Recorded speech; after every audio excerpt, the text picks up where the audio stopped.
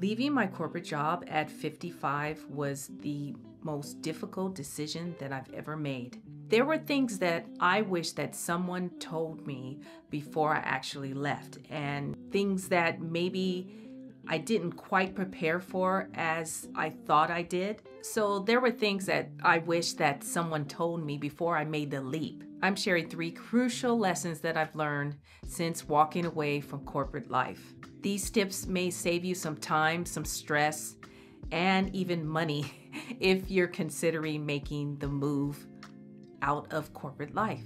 So let's get started.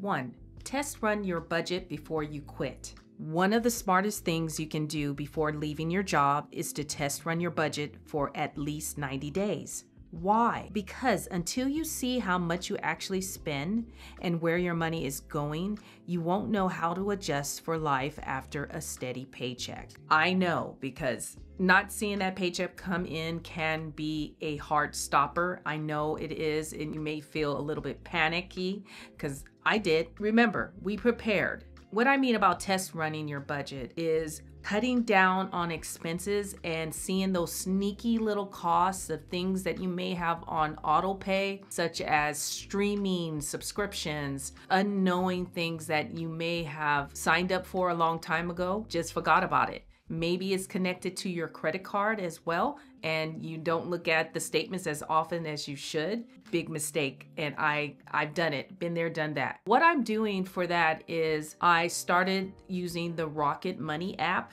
Is kind of my go-to, so I can check and see if there's any auto pays, any subscriptions that are coming up before they actually hit your wallet or your bank account.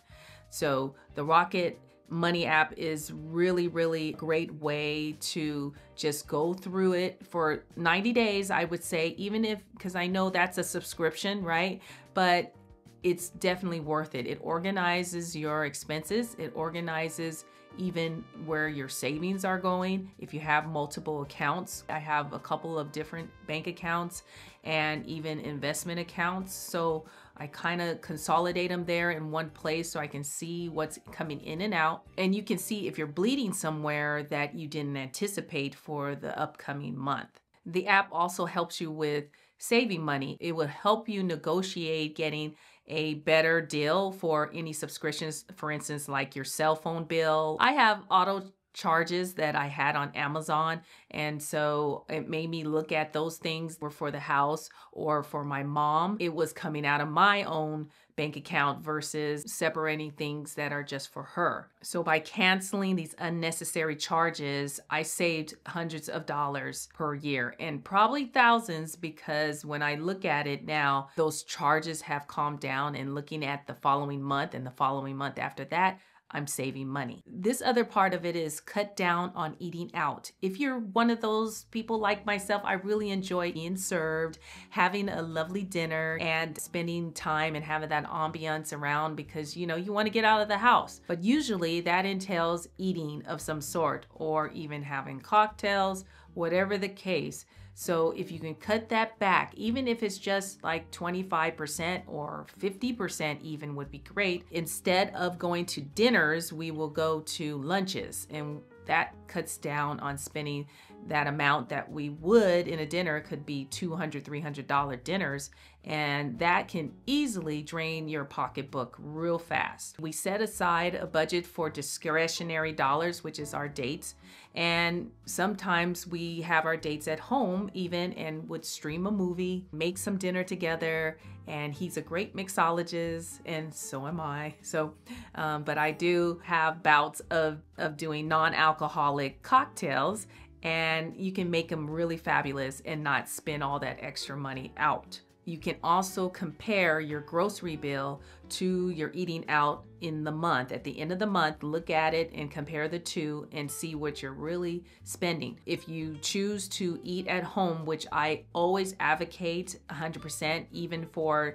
if you're in dieting mode, when you're fasting, all of those things, you might want to break your fast with whole foods and things that are already in your refrigerator. And so you're saving money right there, not only fasting, and also you're billing on eating out and really giving your credit card a break. Avoid those impulse buys. Also, don't pick up your phone first thing in the morning and start scrolling. You might be on Instagram or some other social media outlet that you end up thinking you need to buy something. Is it a want or a need? Give yourself a 24-hour cooling off period, I like to call it.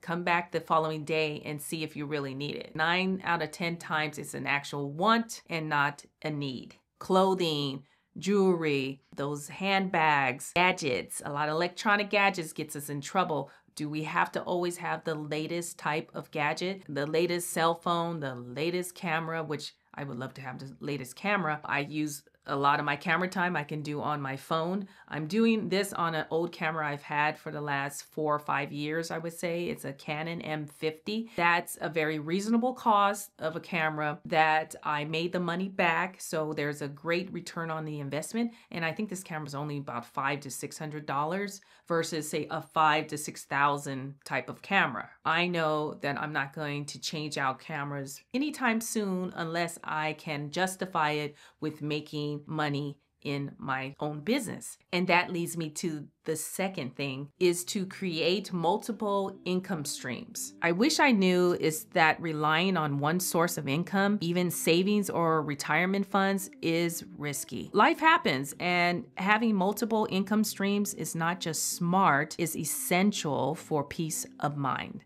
So examples of income streams, think about the skills that you already have in your career today. Can you offer your expertise as a freelancer or a consultant? It's a flexible way of making income as a freelancer. Monetize your passion. So for me, it meant for me growing my online presence, being this online business with YouTube, building a community that we have here, turning my experience into content that actually will help others. Maybe for you, it's teaching, creating, or even starting a YouTube channel. The other thing I would suggest is a low-risk rentals or real estate, which my husband found us a great property that actually has 2 properties on the one piece of land.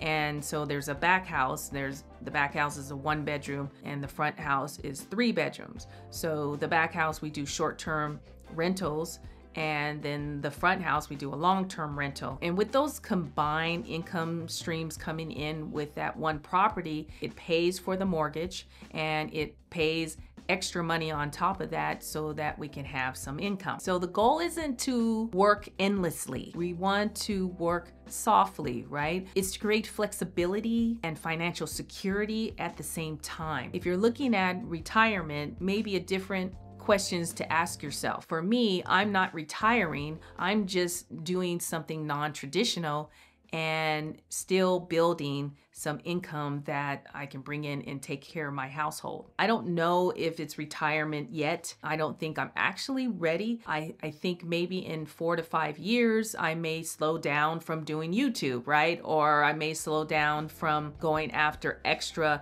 gigs, modeling or facilitating in conferences. So these are things that I already know how to do and that I would utilize to exchange my time there for the income. So the goal is not to work endlessly. It's about producing these different creative sources of passive income, which are not so passive at the beginning, but once you put in the work, then it will start to smooth out and really start being a true passive income. When you gain this type of financial security, you can focus on the things that matter most to you. So here's something that no one talks about in leaving corporate life: the loss of your corporate family. When you leave your job, you're not only leaving your paycheck, but you're leaving behind routines that you had, structure there, relationships you built there along the way. I have work besties, people that are really truly my friends that I will speak to less now because they're in a different environment, right? And so are you. It can feel surprisingly lonely. So how to navigate this transition? Acknowledge the distance. Your work friends may have been like a second family, but over time, those relationships can grow distant. So it's not personal. It's just part of moving on. Recognizing this ahead of time can help you manage those feelings so you can build new connections. This is also a chance to create new environment, a circle around you that are like-minded, just like you. Creative individuals, artists, maybe that's something that you want to get around that circle by on a local way as well as an online community, just like we have one here. So look into local meetups, maybe start there. Book clubs, hobby groups that you can find online and can match it to your own zip code. And if you prefer staying online, you join communities, Facebook groups, things like that. I don't like Facebook, but sometimes you can find some good groups there that are really specific to your niche, what you're looking to do, as well as what really excites you as a hobby that you may be turning into a business. For me, it's been amazing navigating through this community of mostly women, which we do have men as well, but mostly it's been geared towards you so that we really do relate to each other in the similarities in our background. So these life transitions is what this channel is all about, and life after 50 and simplifying life is the most important thing to this channel. It's also about your health and how do you simplify your diet, how do you simplify your whole eating schedule and your fasting schedule as well, because that is a part of life. And there is a scripture about God says, do not be part of this world. You live in it, yes, you have to navigate around it, not to be of this world. You just live in it. Going against the grain of what society tells us to do is going to feel uncomfortable, but just get comfortable with being uncomfortable. Then you know you're in the right direction. It will smooth out within time. So focusing on quality relationships is not about the size and the amount of friends you have, quantity. It's about the quality of friends you have. It's about finding people that uplift you and inspire you. We're not here to tear each other down. We're here to build each other up. So surround yourself with people that encourage your growth and that are aligned with your values. Shifting your mindset from what you're losing to what you're gaining will make this transition a lot smoother. It will feel more like an opportunity instead of a loss. Starting over at 55 isn't about leaving something behind. It's about creating something new and running to new possibilities that are limitless. It's about freedom, purpose, and living life on your own terms. Remember that when you feel uneasy and you feel uncomfortable. So if you're considering a change, maybe take some of these lessons to heart. Test your budget, build multiple income streams, and prepare for an emotional shift of losing and gaining connections. Now, I want to hear from you. What's the biggest challenge you're facing when it comes to you starting over? Leave a comment below and let's start a conversation. And please guys, don't forget to like, subscribe, and hit that notification bell so you can get the updates on my new videos and when they come out. I'll share even more tips about thriving after 50. And always remember, you can begin again. Thanks for watching. Cheers. A faded photograph feels like 100 years ago. Life was easy then, or is it just the way